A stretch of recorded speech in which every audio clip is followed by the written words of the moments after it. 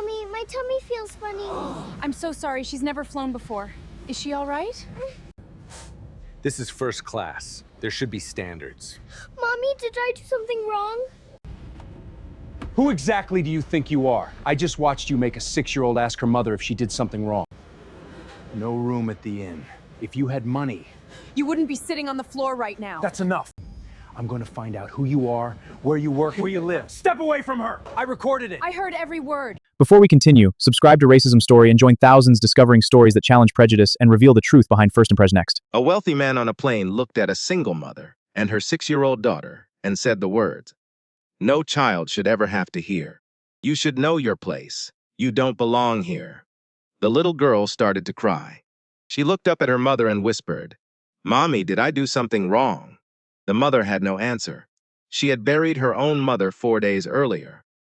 She was exhausted down to the marrow of her bones, and now a stranger in a $6,000 suit was humiliating her child, simply because they didn't look rich enough to be sitting near him. But she didn't know that the quiet man in seat 3A, the one in the faded flannel shirt and the 3-day beard, was about to stand up. She didn't know who he was, and when she finally found out, her life would never look the same again. Claire Donovan had never been the kind of woman who believed in fate. 34 years had taught her that life didn't hand out miracles. It handed out double shifts at Riverside Community Clinic in Boston, sleepless nights beside her mother's hospital bed, and the specific kind of exhaustion that settles into a person's shoulders like wet sand. But she would look back on this particular Tuesday and understand that everything had shifted the second she stepped onto that aircraft. The flight from Tucson to Newark was supposed to be simple. 3 hours and 51 minutes, according to the boarding pass folded in her jacket pocket. Back to the cramped apartment on Dorset Street, she shared with her daughter. Back to a job that kept them fed, but never let them breathe easy. Claire had buried her mother 4 days earlier in a dusty cemetery outside Tucson, the kind of place where the wind never really stops moving. She had worn her only black dress. She had held her daughter's small hand while the casket disappeared into red Arizona clay. Now, she sat in seat 22C of the economy cabin, her daughter Ruby curled against her ribs, and she reminded herself, one breath at a time, how to keep functioning. Ruby was small for 6, with a tangle of dark brown hair that never quite stayed in its ponytail, and a pair of wide, watchful eyes that still hadn't figured out why Grandma wasn't coming back. She wore a faded yellow sundress and sneakers with the rubber peeling at the toe. Claire wore jeans and a plain gray blouse. She hadn't thought about appearances when she packed for a funeral.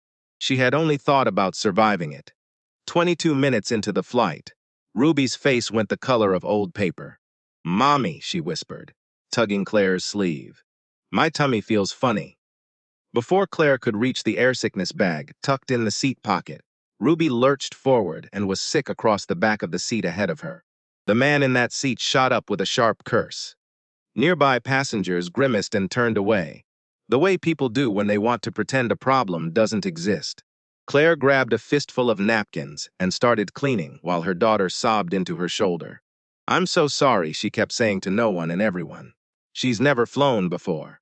A flight attendant appeared within moments, a woman, in her mid-40s with kind eyes and a name tag that read Diane.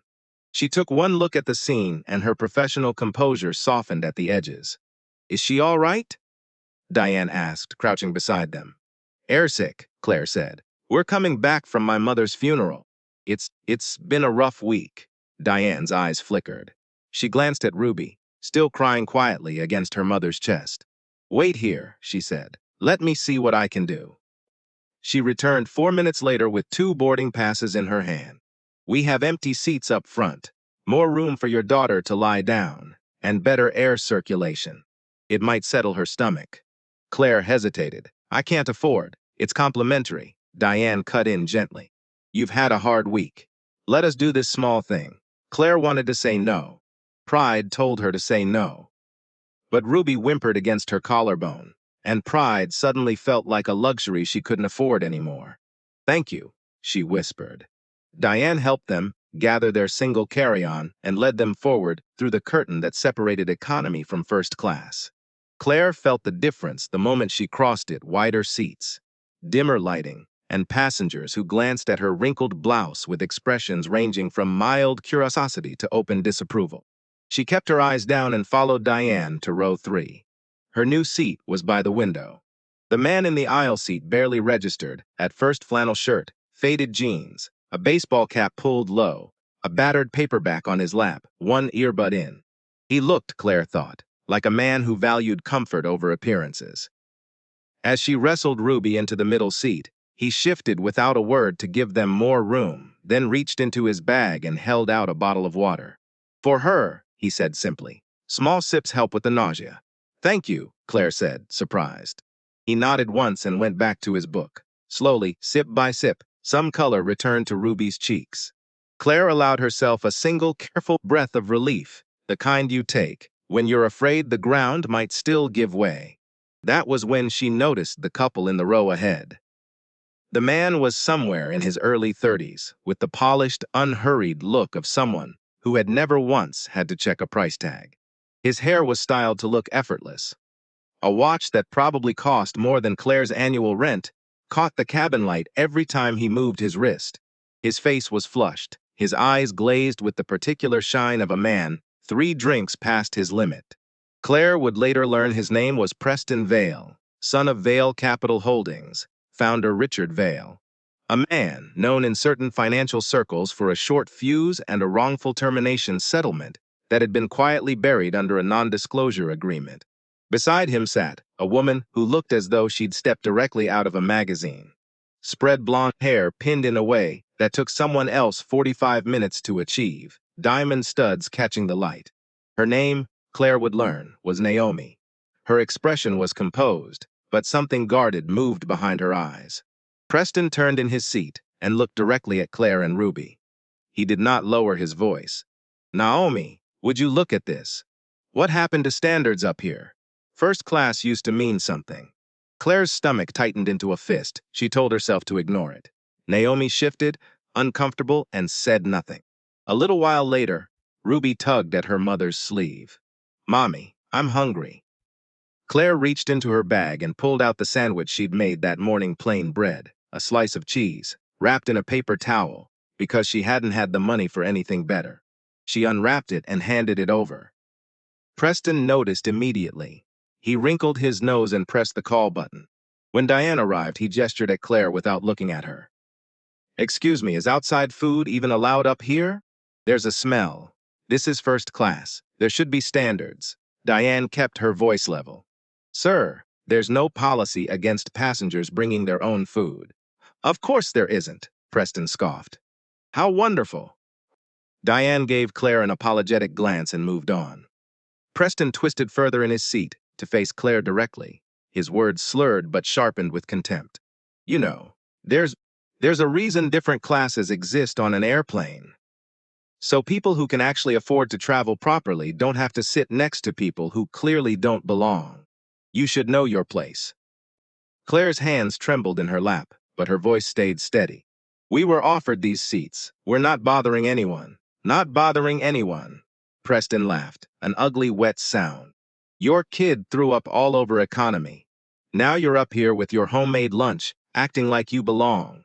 Some people just don't know how to behave in certain environments. Ruby had stopped chewing. She stared up at Preston with wide, frightened eyes. Mommy, she whispered, did I do something wrong? See, Preston said before Claire could answer. You can't even teach your kid manners. Bringing her somewhere she doesn't belong. Letting her make a mess. What kind of mother does that? Something inside, Claire cracked. Tears burned at the corners of her eyes, but she forced them back, because she knew that answering would only pour gasoline on the fire. That was when the man beside her moved. He pulled the earbud out slowly. He closed his paperback and set it in the seat pocket. Then he unbuckled his seatbelt and rose into the aisle. He walked forward until he stood beside Preston's seat. He wasn't especially tall, but there was a stillness to him, the kind that fills a room without raising its voice. Preston looked up with a sneer. Can I help you? The man spoke calmly, almost gently, but every word had weight behind it. I've been sitting here for 15 minutes listening to you. I kept hoping you'd stop on your own.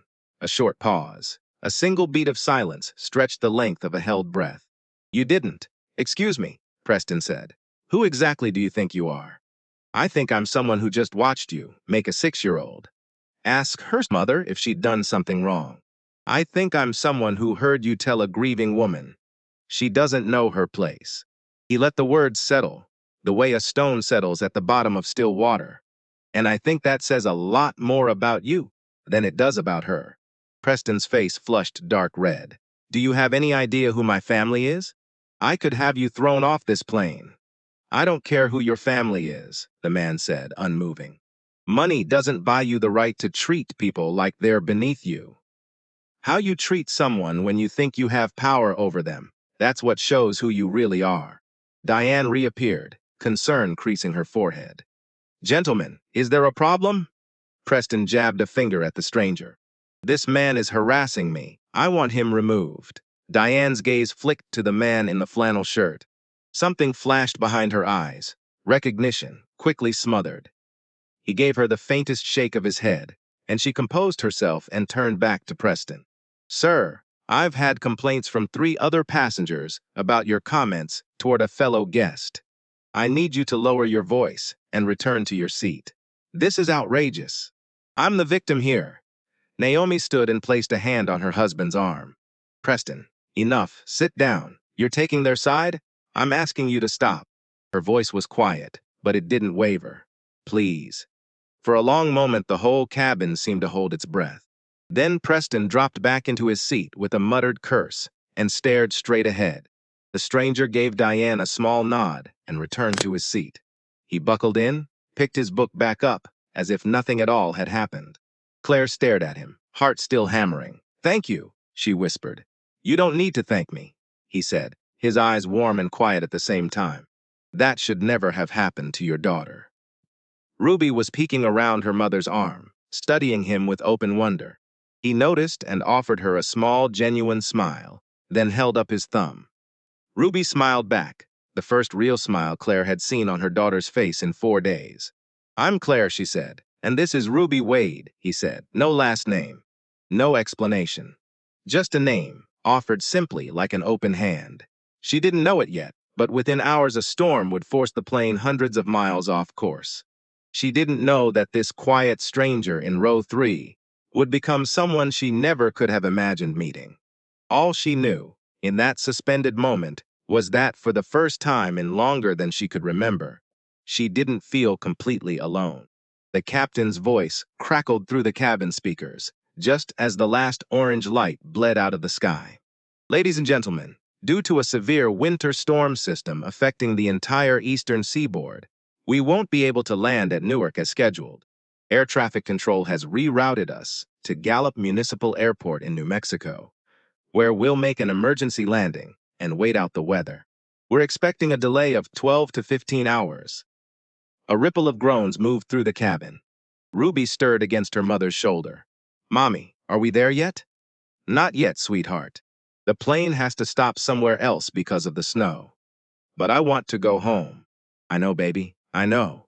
Gallup Municipal was small, the kind of regional airport that handled a handful of flights a day and shut. It's one coffee stand by 8 at night. When the passengers filed off, an airline representative stood near the gate with a clipboard at a face that had clearly already absorbed too much anger for one evening. There's one hotel within shuttle distance, she announced. The Timberline Inn has 19 rooms.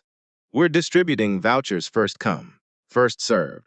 Claire gathered their bag and took Ruby's hand. They joined a line that had already swollen past 50 people. Wade had slipped away somewhere in the crowd, gone as quietly as he'd appeared. Near the front, a familiar voice rose above the noise. I don't care about your policy. I need the best room you have, and I need it now. Preston was leaning over the counter, face blotchy with irritation. Naomi stood several feet back, arms crossed, expression unreadable. Sir, the Timberline only has standard rooms, the representative said. There are no suites. Preston slammed his palm flat on the counter. This is unacceptable. Do you understand who I am? I understand you'd like 2 connecting rooms, sir, but availability. He pulled out his wallet and threw a fold of $100 bills onto the counter. $500. Right now. Stop wasting my time. The representative hesitated, clearly uncomfortable, and eventually handed over the keys. Preston snatched them without a word of thanks and stalked off, Naomi trailing behind in silence. By the time Claire reached the counter, she already knew the answer. "I'm so sorry, ma'am," the representative said. "We're out of vouchers. All the rooms are gone. What are we supposed to do?" "You're welcome to wait in the terminal. We have blankets." Claire felt the floor tilt beneath her. She looked down at Ruby, who was leaning heavily against her leg, eyes half shut, cheeks flushed with what Claire recognized, with a nurse's certainty, as fever. She found a corner near a heating vent and sat down on the cold tile, wrapping Ruby in her coat. "It's okay," she whispered. "We'll be okay." Footsteps approached. Claire looked up and her stomach dropped. Preston stood over them, a coffee cup in one hand, phone in the other, smirking. Well, no room at the inn," he chuckled at his own joke. "This is exactly what I was talking about earlier. If you had money, you wouldn't be sitting on the floor right now." Claire said nothing. She pulled Ruby closer. "Some people just aren't prepared for the real world," Preston went on. "Always expecting handouts, always blaming someone else for their situation." Something in Claire finally snapped. She stood, settled Ruby onto the chair beside her and faced him directly. Her voice came out, low, steady, and sharper than she expected. "I work 60 hours a week as a nurse. I haven't taken a vacation in 4 years. Every dollar I make goes to rent and food and keeping my daughter safe. I just buried my mother, who worked 3 jobs so I could go to college, and now I'm listening to a man who has never had to struggle for a single thing in his life tell me I wasn't prepared." She took a breath. "I don't want your money or your pity. I just want you to stop being cruel to my 6-year-old. Is that really so hard?" Preston's smirk faltered, then hardened into something meaner. He stepped closer, finger raised. "You have no right to speak to me that way. One phone call, and I can make your life very difficult. That's enough." A calm voice cut through the terminal. Wade stepped between them, hands loose at his sides. Preston took an involuntary step back. "You again," Preston spat. "Are you following me around, playing hero?" "I'm not playing anything," Wade said. "I'm not going to watch a grown man threaten a mother and her sick child. And if you don't walk away, every person in this terminal is going to know exactly what kind of man you are." Preston glanced around. Several passengers had already stopped to watch. A few had their phones raised. "Preston, stop." Naomi's voice cut through, pale but firm. She looked at her husband with an expression Claire hadn't seen on her before: disappointment, worn thin. "Look at what you're doing. You're threatening a woman whose child has a fever. This isn't who I married. You're taking their side? I'm taking the side of basic decency," she said. "I can't watch you treat people like they're worthless because they have less money than you." For a long moment, nobody moved. Then Preston turned and walked away without another word, disappearing down the corridor. Naomi lingered a moment longer, looked at Claire, and something passed between them. "I'm sorry," she said quietly, "for all of it." Then she followed her husband. Wade turned to Claire. "Are you all right?" "I think so." Her hands were still shaking. "I couldn't stay quiet anymore." "You shouldn't have had to." He pulled 2 key cards from his jacket pocket. "I booked 2 rooms online while we were still in the air. This one's yours. I can't accept this. Your daughter has a fever. She needs a warm room, not a night on this floor. No payment, no strings." Claire looked down at Ruby, shivering despite the coat. "Thank you," she whispered, taking the card. The Timberline Inn was a modest roadside motel with peeling paint and thin walls. But it was warm and it was quiet. Claire laid Ruby down and pulled the covers to her chin. Her forehead was hot, 101 degrees, maybe higher. "Mommy, my head hurts." A knock came at the door. Wade stood in the hallway. "How is she?" "Fever's getting worse. I don't have any medicine, and I don't know if there's a pharmacy nearby." "There's one about 5 miles down the road," I called ahead. Claire glanced past him at the window, where snow was slamming sideways against the glass. "It's a blizzard out there. I've driven in worse. Stay with her. I'll be back." 40 minutes later he returned, snow-dusted across his shoulders, a plastic bag in one hand. "Children's fever reducers. soup, juice boxes. The pharmacist said to give her the medicine every 4 to 6 hours, and if the fever doesn't break by morning, she needs a doctor. Claire took the bag, hands trembling. I don't know what to say. You don't have to say anything. By morning, Ruby's fever had broken. Sunlight bounced off the fresh snow outside the motel window, with a brightness that felt, for the first time in days, like a kind of promise. Mommy, I feel better, Ruby announced, sitting up. Claire pressed a hand to her forehead. Cool, thank goodness. When they stepped into the hallway, Wade was already waiting, bag over his shoulder. How is she? Fever's gone. He smiled, a real unguarded smile. Good. Ruby reached up and took his hand without hesitation, standing between the two adults, like it was the most natural thing in the world. Uncle Wade, she said, do you want to see my drawing? He knelt down to her height. The drawing showed 3 figures, holding hands, a woman with long brown hair, a small girl, and a man with a scruffy beard and a cap. That's you, Ruby said proudly. You helped us. That makes you a hero. Wade studied it for a long moment, something shifting behind his eyes. I'm not a hero, he said gently. I'm just a person who did what anyone should do.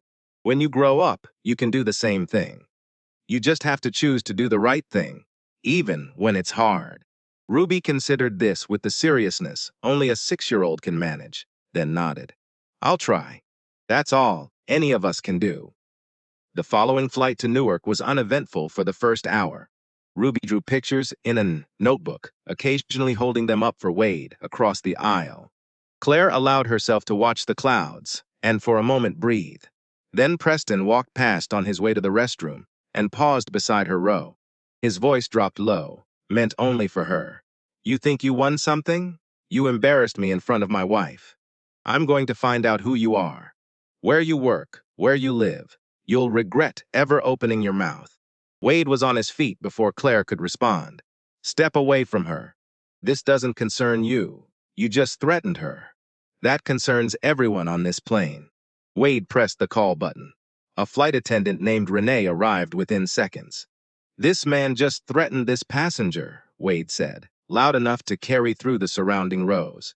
He said he'd find out where she lives and make her regret speaking to him.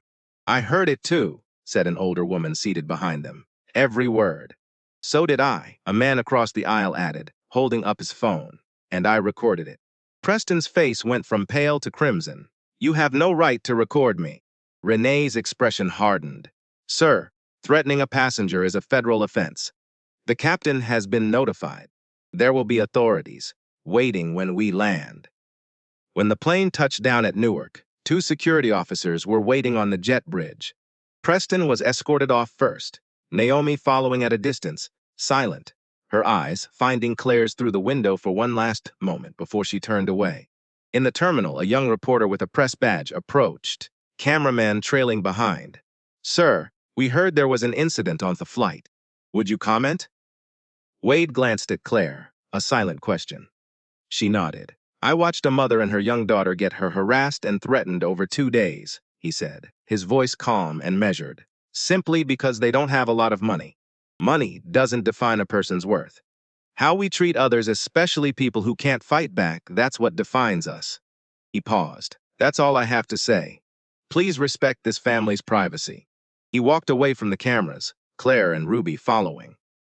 At the arrival's gate, before Claire's friend arrived to pick them up, Ruby wrapped her arms around Wade's legs. Don't go. He knelt down. I have to, Ruby, but I'm going to send you some books. Every time you read one, think of me. Promise? I promise. And listen to your mom. She's the strongest person I know. I will. He stood and faced Claire. We're not strangers anymore, he said. Just 2 people who met at the right time. Goodbye, Wade. Goodbye, Claire. Take care of yourselves. You deserve a good life. Then he picked up his bag and disappeared into the crowd of travelers, and Claire watched the space where he'd been standing for a long moment after he was gone. 1 week later, Claire stood in the small kitchen of her Boston apartment, packing Ruby's lunch, the routine of ordinary life already trying to reassert itself over the wreckage of the last 2 weeks. Wake up, make breakfast, walk Ruby to the bus, take the train, work a double. Come home. Repeat. That night, she sat in front of her laptop and typed his name into a search bar, half certain she was imagining things. Wade Kessler, the actor, one of the most recognizable faces on the planet, currently unrecognizable, behind a beard and a baseball cap. She read about his quiet philanthropy, the losses he'd carried privately for years, and she understood, suddenly and completely, why he hadn't wanted the cameras. He hadn't been hiding who he was. He'd simply wanted for one evening to be a person and not a headline. She told no one. But someone else had already told everyone. Footage from the airport had gone viral within 48 hours. A passenger's video of Wade's statement, spliced together with clips from the confrontation. Within days, it had racked up 11 million views. News outlets picked it up. Strangers sent messages of support. A few were cruel. Claire deleted the apps from her phone and tried to disappear back into her ordinary life. The consequences for Preston Vale were far less forgiving. Within 72 hours of the video spreading, Vale Capital stock had dropped 6.5%. Clients began pulling accounts. The board called an emergency session. At first, Preston refused to apologize, insisting the footage had been taken out of context. But when the stock kept sliding and two major investors threatened to walk, the board gave him an ultimatum. Apologize publicly, complete mandatory sensitivity training, and step back from all executive duties for 6 months. Claire watched the apology video once. Preston stood at a podium, jaw tight, reading from a prepared statement about taking full responsibility. Some people believed him. Others thought he was only sorry he'd gotten caught. Claire didn't know which was true. She only hoped, somewhere down the line, he learned something real. 3 weeks after the trip, a notice arrived from her landlord, rent increasing 30%, effective in 60 days, even with overtime. There was no version of the math that worked. That night, after Ruby fell asleep, Claire allowed herself exactly 4 minutes to cry at the kitchen table before wiping her face and opening her laptop to search for apartments she couldn't afford. 2 weeks after that, a package arrived addressed to Ruby, return address a P.O. box in Los Angeles. Inside were 10 book stories about courage, about remarkable women, about believing in yourself. At the bottom, a card in neat handwriting. For the little artist, keep drawing, keep dreaming. The world needs people like you. W. Then came a letter from an organization called the Bridgeway Family Foundation, informing Claire that an anonymous donor had covered her housing for the next 12 months. Then, an email from Ashworth Preparatory Academy, inviting Ruby to interview for a full scholarship through an educational foundation Claire had never applied to. Then, an offer from Boston Children's Hospital for a senior pediatric nursing position, 40% more than she'd been making, with real benefits through a reference she hadn't given. Finally, a small package arrived containing a single worn copy of a book about resilience and meaning, and a handwritten letter that read, in part, "You don't need anyone to save you. You never did. You just needed a fair chance. Keep going. The world needs more people like you." Claire sat at the kitchen table with the letter in her hands and finally understood. Every gift had come from the same quiet stranger who had sat beside her on a plane and decided, without needing credit for it, that she and her daughter deserved a chance. 2 years passed. Claire now stood in the kitchen of a bigger apartment with morning light pouring across the floor and a view of the park where Ruby, now 8, played after school. She had been promoted twice at Boston Children's.